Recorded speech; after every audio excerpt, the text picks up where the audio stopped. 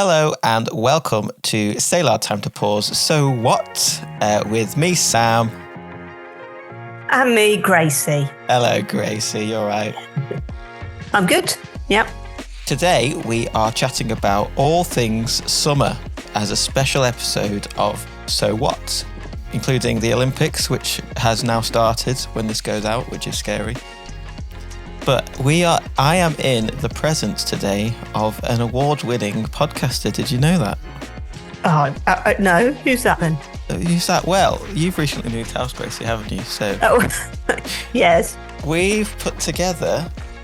You've won an award. Oh, it's all fallen down. No way. I've It's just awful, but that kind of symbolises how it's gone. I can't believe this. That's amazing. When it was down there, it was all in one piece in the right place.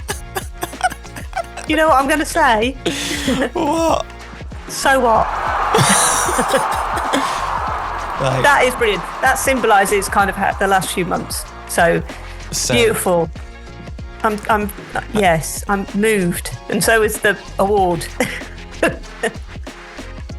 Give me 1 minute. Going to do the big reveal again. A few moments later. Right, this will do. I'm gonna hold it together. Look at that. There you go. That's beautiful. It says, Gracie, co-host since January 2023. Funniest stand-up sit-down podcast host. That's the award you've won. Top shelf comedy awarded to the podcast host who not only raises the bar for humour but also delivers inspiring and heartwarming moments, uplifting listeners to new heights of laughter and joy. Oh, Sam. There you go. Really touched. Oh, that's amazing. Thank you. I shall Congratulations. display that with pride. There you go. I'll straighten it up before it gets to you. Yeah, it's fallen again. I'm going to add that to my, when you put it, because I haven't got any letters after my name because I went to mime school. So the letters are silent. But I could add that to the end of my... That's true. I could add that, couldn't I? You could. Put some letters. Yeah. Podcast award winner. PAW, Paul. Yeah, I'm adding that to the thumbnail. Clickbait. Award-winning podcast host. Amazing. Also, I should mention, some of the listeners may have noticed that there's not been a podcast every week. That is because we have started a new summer schedule just for 2 months in the summer where we go every other week with a podcast just to give us a bit of a break and time to catch up over the summer. So if you've noticed that, sorry about that, but also welcome to the summer. It's finally arrived. Yeah. It's a bit more chilled. Yeah, people go away on holiday and then they come back after 2 weeks, have a listen. Exactly. Yeah. Or if we're proper, British holiday makers, tend to go 10 days. 2 weeks too much. 10 days all right. 10 days, just right. Yeah. Week not enough.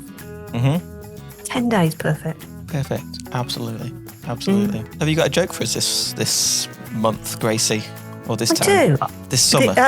This summer. Well, I went down the kind of an Olympic theme. This is kind of to do with sport, but not really. Okay. What's a chicken's favourite trainer? It's always chickens. I'd forgotten that. Yeah. Last time it was a chicken, wasn't it? So what's a chicken's favourite trainer? I don't know. What's a chicken's favourite trainer? A Reebok, bok. I like that one. I like that. Do you like that one? It normally takes a few random ones to crack a smile on you, so that's good. Okay. Why couldn't the bike finish the race? I don't know. Why couldn't the bike finish the race? It was too tired. Very good. It's not as good. That's clever, isn't it? It's clever. Yeah. It's a clever play on words. What type of coffee do Olympic athletes drink? Don't know. Decathlon-ated. Oh my god. Good, isn't it? Yeah. Quite pleased with those. Yeah. I will stop and breathe in your presence. Just breathe.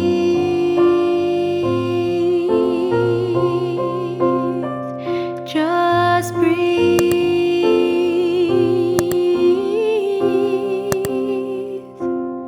I thought we could have a game of Guess the Olympic Sport with the items that I have.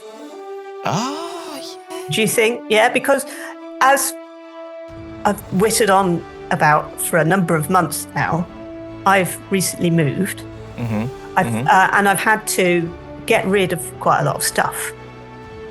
And for those who don't know, in real life, I do some acting and a bit of drama teaching. So I've kind of had all these props and costumes hanging around. Well, I had to be a bit ruthless and I had to get rid of quite a few things. It was a bit painful. But anyway, I did it. So I've been left with some random stuff. And I thought, what about a game of Name the Olympic Sport? Nice. You up for that? I'm up for with the items that I didn't throw out. Yeah. Before we do that, I think we should, in light of the opening ceremony. Yes. That happened a few days ago. In Paris. Yes, good. Yes. Correct. Now for us, disclaimer, we haven't seen it, but so this is my prediction. I really enjoyed the giant baguettes floating down the river. Oh, yes. Yeah, those were quite spectacular. Yeah.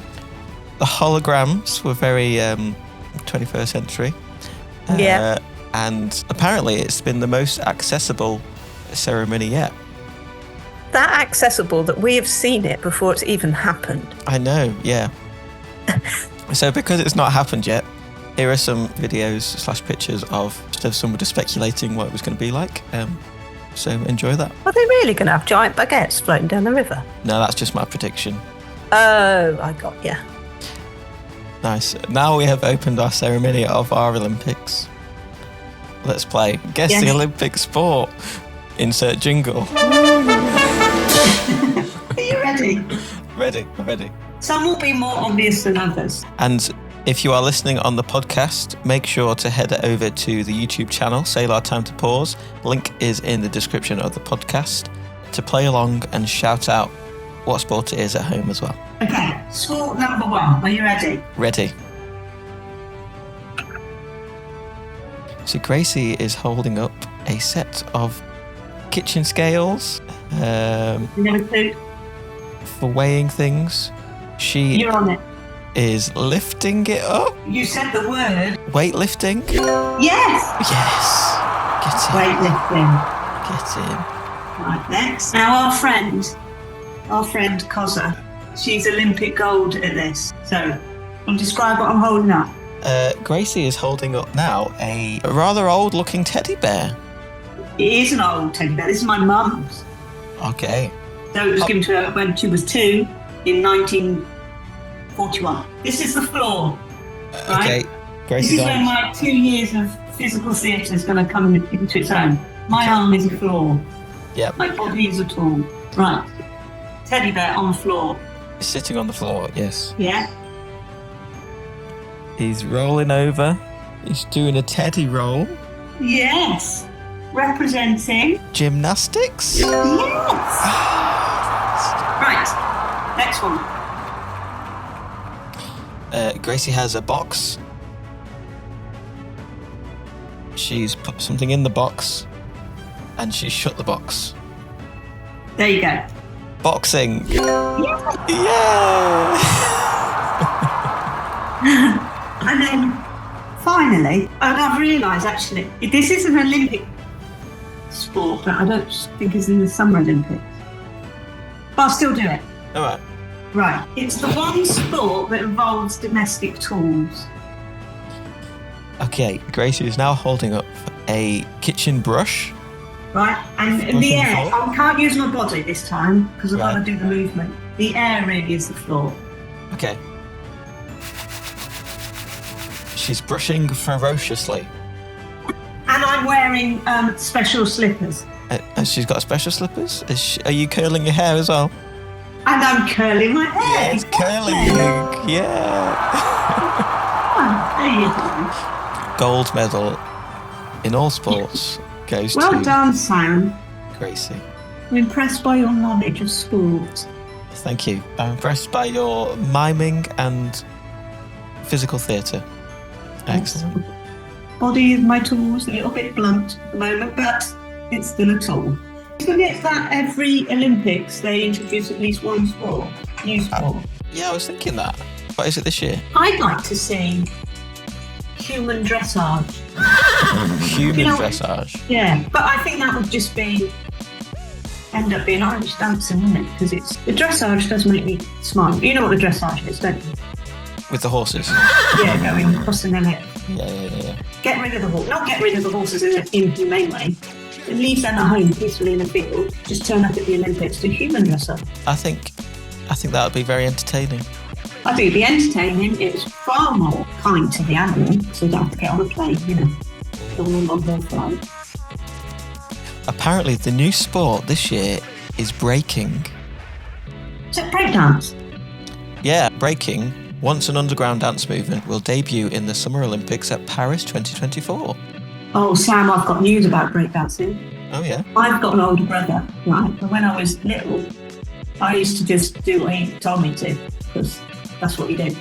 And we were on the landing in our house. That makes it sound like it wasn't a landing, it was just a floor area.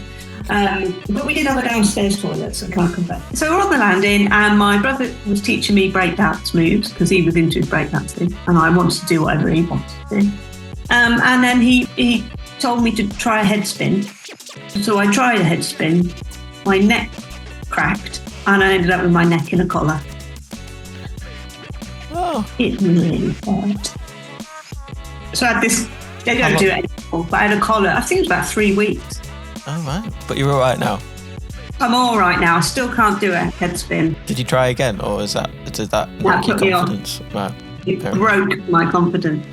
Fair enough.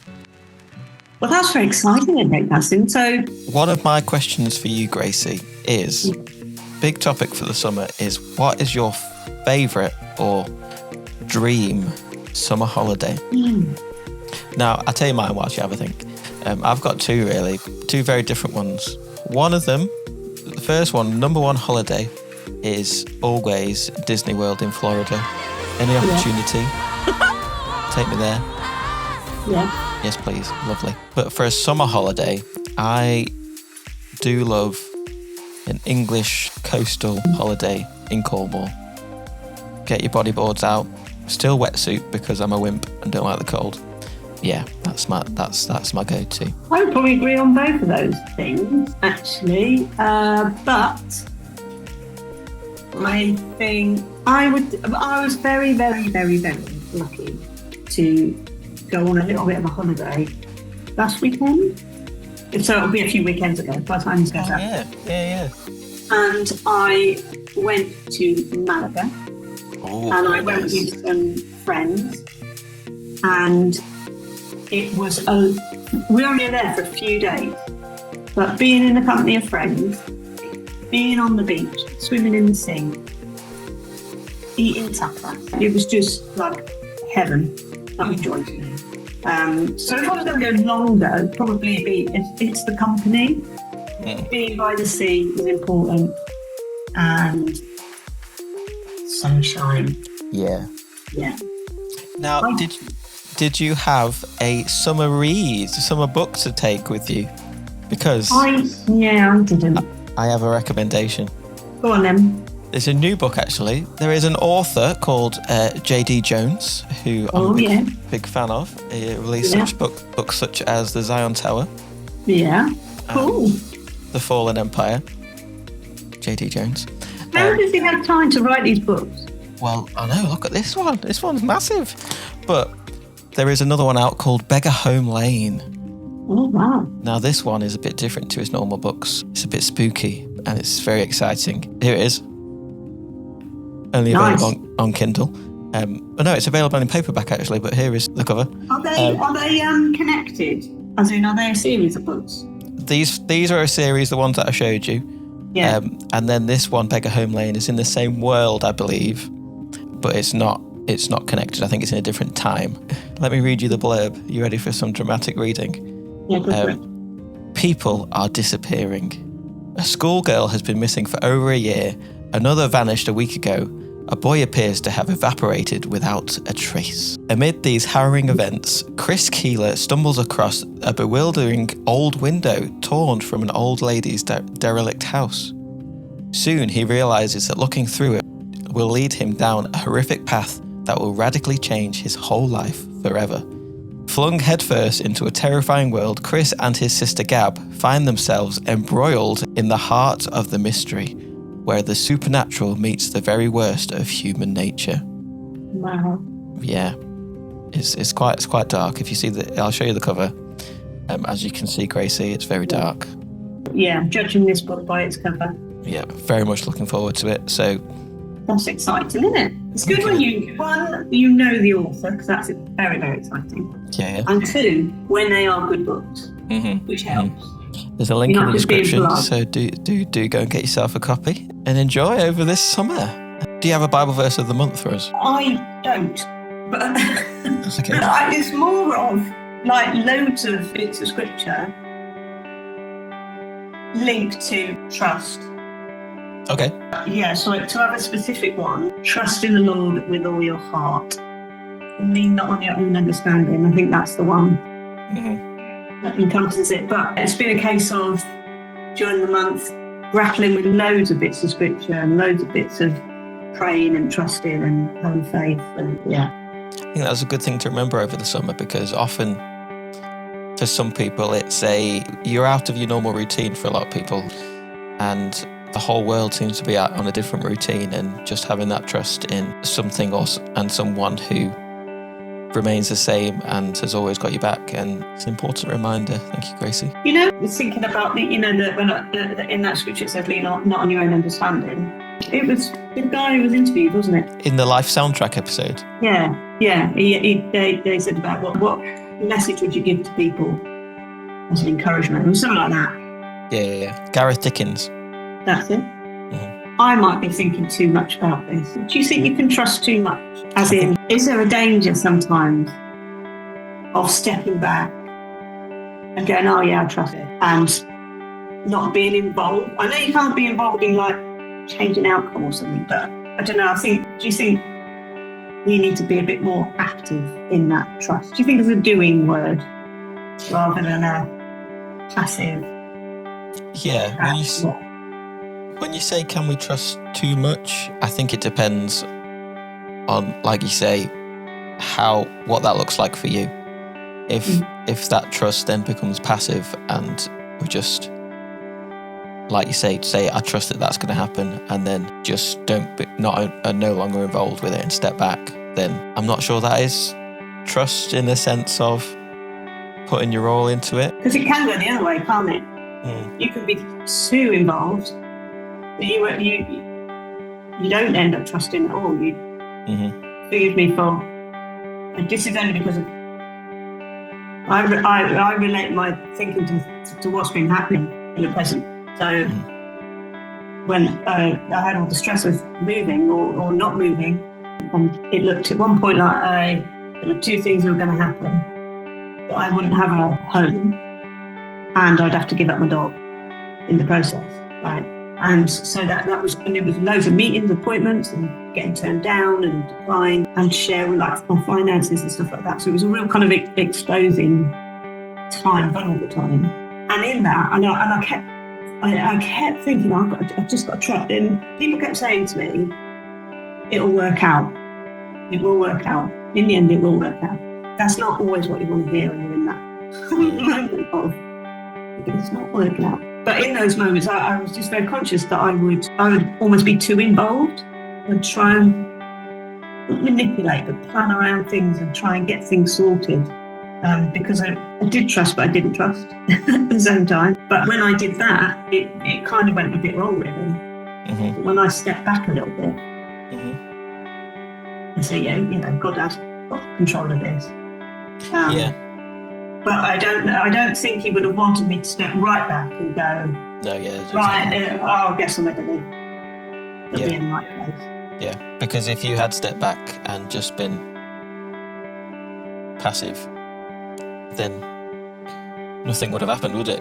And you would probably have to give those things up and have somewhere that's not that great, but like in that thing where it will work out, and God is working in that situation. He's not just working by himself, he's working because he's given you things, given you the ability to find those things, given you the people to help you and kind of work with. And in all those situations he's working, not just in the background without you knowing. So I guess it's a real mix of stepping back but also stepping up as much as possible. And I think listening as well, because it gets so noisy when you've got lots going on and you're trying to work it out. And when you're in it, really hard to hear what God's saying or, you know, what he's prompting. So stepping back is also about listening. Mm-hmm. And we've talked before about the fact that listening is not a static thing or necessarily completely still thing. You're still involved. It's a choice, isn't it, to listen? Yeah. I mean, I personally don't think you can trust too much, but like you say, it's what that trust. Yeah. But I liked what the guy was saying about when he knew he had to make the choice to become an officer. Well, it wasn't the right time at that point, so then he had to work out what he was going to do in the meantime. And that must have taken quite a lot of patience and a lot of trust, because if you know something's going to happen, as humans, we're like, okay, well, to get to that point, you need to do this, this, and this. But for him, he had to trust him and go off and get training as a pharmacist and stuff like that. But I like the way that he said that what his skills and what his experiences in that role fed into him then being a church leader. And I think nothing is wasted. And it'll happen in God's time. Yeah, he almost had that life experience gained that impacted the world, or his world, like you said. Yeah. In line with thinking about trust and hearing God in the noise. I've got these cards around my flat. They're not cards of faith or anything like that. It's to encourage a certain way of thinking, to kind of cut through the noise. Sometimes I get quite anxious and fearful, and these kind of help. They're called STOPP cards, actually. Stop with two P's on the end. And so what it encourages you to do, so in those times where it's really, I'm either really fearful or anxious or confused or nothing, I get myself in such a state. So stop. So first of all, you stop. And then you take a breath. Then you observe. So you observe, what am I thinking? What am I reacting to? What am I feeling in my body? And then you pull back. So put it in some perspective, see the bigger picture. Is this fact or opinion? How would someone else see this? And then the final E is practice what works. What's the best thing to do for me, for others, for this situation? And that's kind of like a rhythm thing I do, and I almost do without thinking now, in those real difficult moments. But I was thinking about when you put God into that, when you put an element of faith into that still works. That kind of method is quite helpful, because I think sometimes God just wants us to stop. Yeah, take time, take a breath. And I think that's what, if we're thinking like it with summer, people get that opportunity to take a breath, to observe what they're thinking and what they're worried about, how it's impacting. It could be a physical thing, and that whole opportunity to pull back, you put it into perspective, see the bigger picture, think about God in the bigger picture. Yeah, and are my worries, are they true, or are they fact, or are they someone else's opinion? And if a friend, I guess, was going to say those things out loud to you, what would you say to them? How would you encourage them? And then practice what works, put it into action, to put your trust in what God's saying and put it into action. And yeah, as we're sharing, hopefully encourage other people to use this summer to take that time, take a breath, and hopefully hear what God's saying to them. And I do have a song that I hope people will find helpful to listen to, that kind of links with that idea of kind of taking a breath, step back, but focus your thinking on God and not on the noise and the distraction and any of the discouragement you might be experiencing. And then when we do that, even in the toughest times, even in the bits where we're confused and not sure how it's all going to pan out, just training your brain to think on God, think about God. And the more we do that, the more clarity we're going to get, and we can trust in what He's saying to us. And it's called Thinking, and it's by Roxanne Grace. I've been sinking down, trying to keep my head above. I've been reaching out, I can't find a better love than you. And I smile, cause every word that you say tends to stick to my brain, and that's cool, that's cool. All the lies I told myself don't mean a thing when I think about you. Every doubt, every fear is turned away when I think about you. Every day there's a chance to dream again when I think about you. All else fades and the one thing that remains, I think about you. Find myself in the middle of a swell, in the belly of the whale, I pray. No matter how I fail, got a bug on my belt, keep telling myself it's okay. When life gets hard, can't let it break my heart, cause I can face all the parts in the dark with you. All the lies I told myself don't mean a thing when I think about you. Every doubt, every fear is turned away when I think about you. Every day there's a chance to dream again when I think about you. All else fades and the one thing that remains, I think about you. Now I'm thinking, now I'm thinking, now I'm thinking about you. Now I'm thinking, now I'm thinking, now I'm thinking about you. Now I'm thinking, now I'm thinking, now I'm thinking about you. Now I'm thinking about, now I'm thinking about. I've been going through it lately, mentally I'm breaking. I'm through with the fake and the phony. When life gets hard, I still face in your direction. In a world full of depression, you are always the exception. Just the thought of you in solitude is all it takes for the sun to shine through. The hardest days that come with pain can never change what you have made true. Sunsets, long nights, I'm trying to catch fireflies. I'm barefoot running wild, oh what a beautiful life. All the lies I told myself don't mean a thing when I think about you. Every doubt, every fear is turned away when I think about you. Every day there's a chance to dream again when I think about you. All else fades and the one thing that remains, I think about you. Now I'm thinking, now I'm thinking, now I'm thinking about you. Now I'm thinking, now I'm thinking, now I'm thinking about you. Now I'm thinking, now I'm thinking, now I'm thinking about you. Now I'm thinking about, now I'm thinking about.